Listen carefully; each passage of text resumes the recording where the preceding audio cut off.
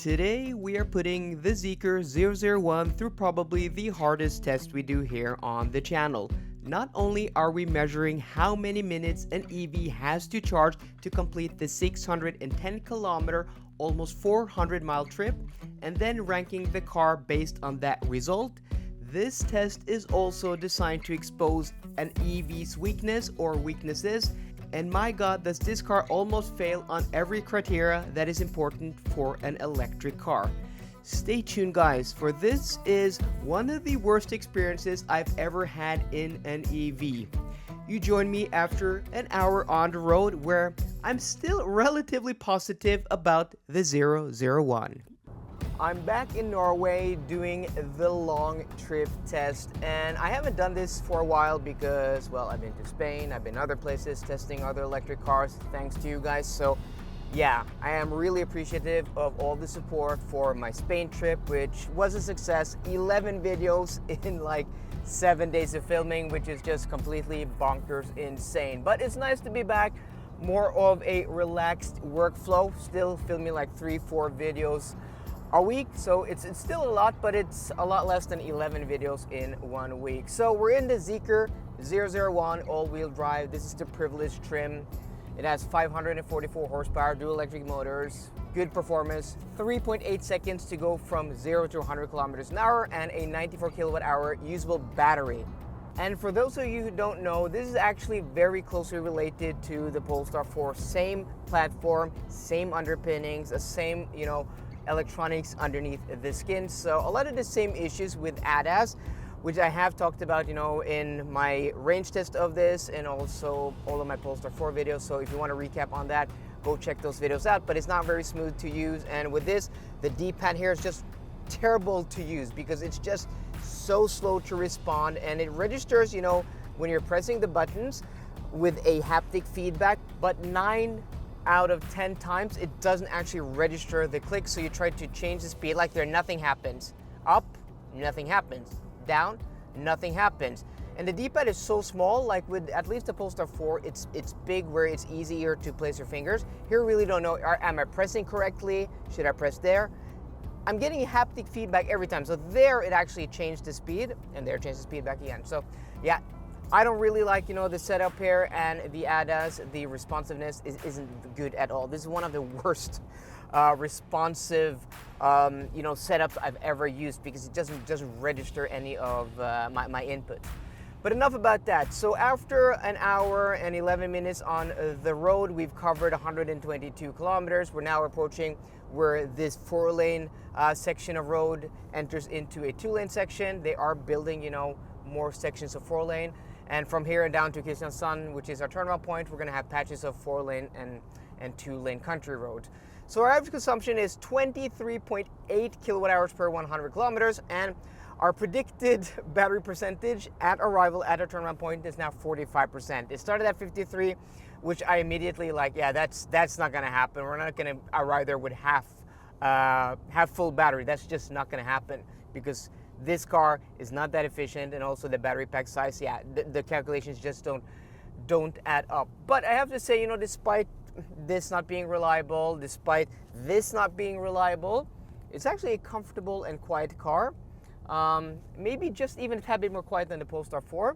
And also it's just a really nice car to travel with, great visibility, a beautiful interior, and the Yamaha sound system in this privilege model is next level. I mean, at this price point, it's probably the best sound system I've ever heard. To get anything better, you have to go to, the Polestar 3 with their Browse & Wilkins sound system, but it's a much more expensive car. So yeah. So guys, beautiful day today, 13 degrees Celsius, very few clouds on the sky, dry conditions, but a push in the southwest direction of 3 to 4 meters per second is going to help with the consumption and increase that range. As we move closer and closer to our turnaround point in Kristiansand, the predicted state to charge at arrival went further down. But little did I know that an inaccurate route planner and a buggy ADAS system was about to become my least of problems, because things were about to get even worse in the Zeekr 001. Welcome to downtown Kristiansand, guys, and since our last update, a few things to talk about. First off, we've lost all ADAS features. We've lost sensors, cameras, radars. Nothing works, not even the 360 camera or the parking sensors. I've stopped the car 2 or 3 times, walked away from the car for like 10 minutes, reset it, and every time I get into the car, same error message. So that is pretty bad. We're now here at our turnaround point, and the car predicted when we left Schleppen today, we would arrive with 53% state of charge. I talked about that being completely unrealistic, and we're now here with 37% state of charge. So that is a big difference. That's like 16% state of charge less. So the navigation system here, the route planner, pretty unreliable. And it is so unreliable that the representative of Zeekr told me not to actually use this because there is something else called Zeekr Maps, which is a new app that was in the Zeekr 7X I drove in Portugal, and also not the one I drove here in Norway, it didn't have it. So they're updating the map system for a different app than this, and yeah, I don't know what to say except for this not being reliable, this built-in navigation system, route planner. There's going to be their own Zeekr app maps, hopefully coming to this car. It was, as I said, in the 7X I drove in Portugal. So yeah, like, I don't know what to say. This just isn't a finished product. Like, things don't work. I mean, it's not only like the steering wheel buttons, the touch capacity buttons, like the sensors falling away, this not being reliable. It's pretty bad as, you know, an electric car. It's good as a car, like it's nice to drive, it's comfortable, it's quiet, great sound system, but as an EV, it is pretty bad, at least in today's test, in today's video. And I don't know what else to do than just to laugh, because it's kind of embarrassing, I have to say. So halfway, our average consumption is 21.4 kilowatt hours per 100 kilometers, which actually isn't bad, so that isn't bad. And I want to try to go to Ionity in Brokelandsheim. Let's see if we can find it. Ionity Gjerstad, it has to be this one, 95 kilometers away. According to the car, we have 206 kilometers of range. Let's see what the route planner says we'll arrive with.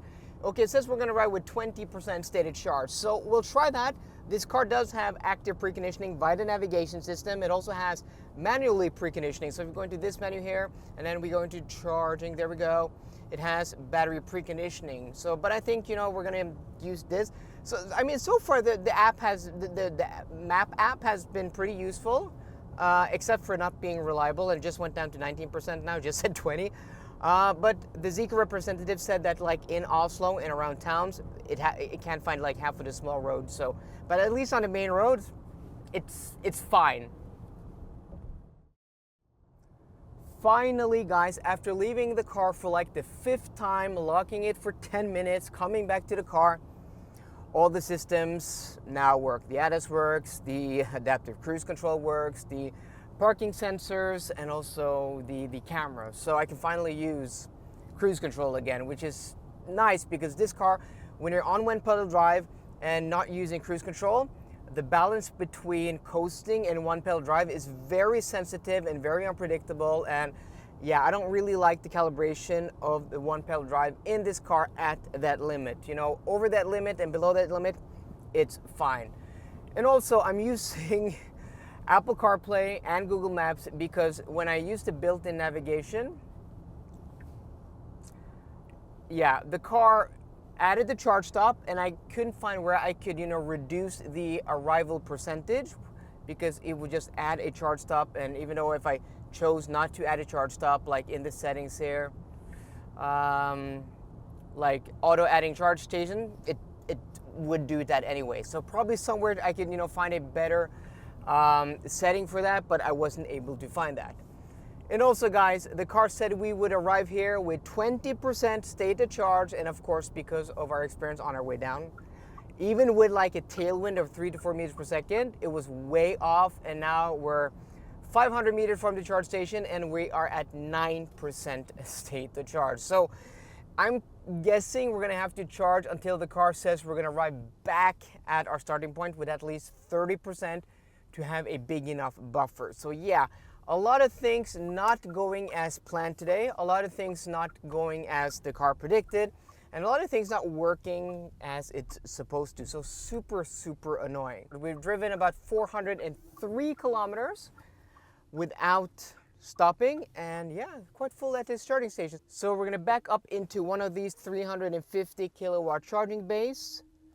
We have the charge port here on the left side, and this charging station is more busy than usual, and that is because it is Easter today. Not a lot of traffic, but a lot of cars on the road. So before I hop out, I just want to show you guys the average consumption so far, 22.0 kilowatt hours per 100 kilometers. To charge here at the Ionity charger, we are using the Ionity charging app, and also this car has an electrically operated charge port here on the driver's side. And what's nice is that it doesn't have, you know, this flap over the DC port that you have to remove, which is really nice, makes it easy. So we're using the charging app, which I experienced lately, works everywhere in Europe where Ionity are a charge point operator, except for in Portugal, which I experienced driving the Volvo EX90 on a road trip from Madrid to Lisbon. I'm gonna link that video down below. A lot of people said I came unprepared, which, okay, I understand that argument, but don't you think the Ionity charging app, which is Europe's largest charge provider, that their app works in every country they operate? Because I've used them in Norway, Sweden, Finland, Denmark, Germany, Austria, Switzerland, Czechia, and Spain. But for some reason, they don't work in Portugal. Well, I don't think that makes any sense at all, and I think you wouldn't expect that as a user. But okay, I digress. I'm gonna link that video down below. Check that out and comment there what you think about, you know, the experience of that. But here at least it works completely fine. So we're here now at 9% state to charge.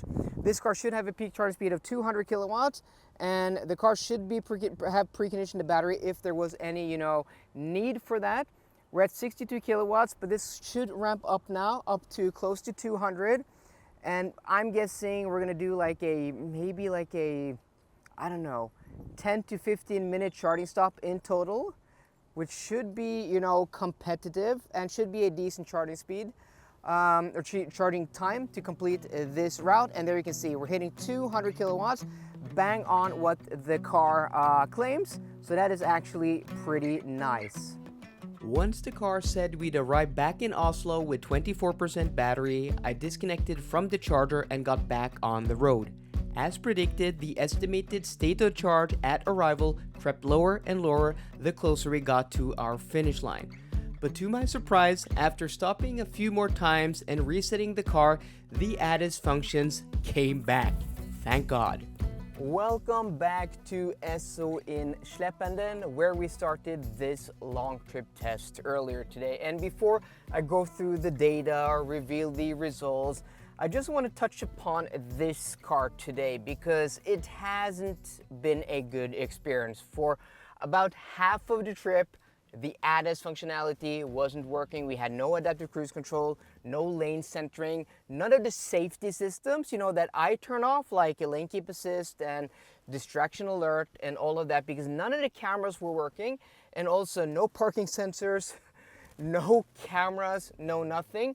And then driving this car on one pedal drive mode with the manual throttle at speed, the shift between, you know, one pedal drive biting and coasting is just annoying. Yes, I could turn that off, but I tried stopping the car like 5 times during those hours before the systems finally were working. So I didn't want to, you know, turn off and turn on and try that. I just wanted to live with the car as is.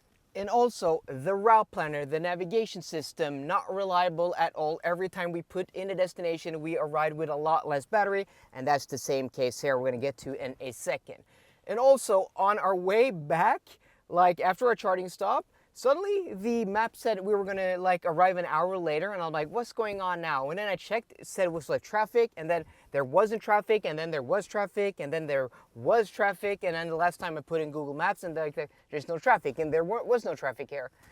So yeah, frustrating to use. And also, I'm not done yet, because the button functionality of the adaptive cruise, the, you know, LCC functionality here, a lot of the times pressing up or down on the speed, it just doesn't register the change. You can feel the haptic feedback, it vibrates, but nothing happens. And also the same for the right D-pad for songs, skipping forwards. And you know, with the song, you can change it on your phone, or you can do it here in the infotainment system. But with the speed of the adaptive cruise control, I found myself going over the speed limit multiple times because I'm trying to reduce the speed. Yeah, I could tap the brake, but that's not how you're supposed to use the system. You're supposed to press the button to reduce the speed. So yeah, not a good experience. And I have to say, like, this car is from Zeekr, which is, part Chinese, part European, but this specific car, the 001, was developed in China, and also this platform was developed in China. And this has easily been the car I've driven on this SEA platform. You have this, the Volvo EX30, the Polestar 4, the Zeekr 7X. This is easily the worst car when it comes to the functionality of the car, things not working. So, this is why I really don't think that Chinese cars are going to take over the world, because half of the time they don't work. I've tested so many Chinese cars over the years on the channel, and they're not like an Audi or a BMW or a Porsche, or, Volkswagen is probably a bad example, but they have come a very far way in the past few years. They started as terrible as this, but now they work. So these German cars, they just work out of the box. These Chinese cars, even this one, which is a joint venture or partly European, still doesn't work. After being on the market for 3 or 4 years, yeah, it's just not good enough. Okay guys, that's enough of a rant. I'm probably gonna make a separate video about this topic or talk about this in my review of this car, because yeah, this has not been a good experience. But okay, we arrived here with 12% battery. We charged until the car said we would arrive here with 24, so that's minus 12%. So again, yeah, arriving with a lot less battery.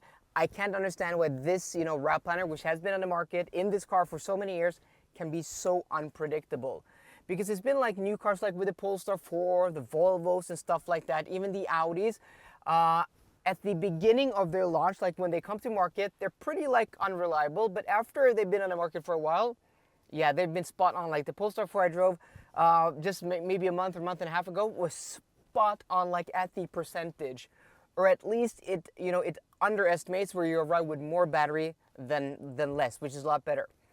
So, and also a bit curious, like the trip distance, 589.6 kilometers. This route is 610. I've never seen a car underreport by 20 kilometers. That is weird.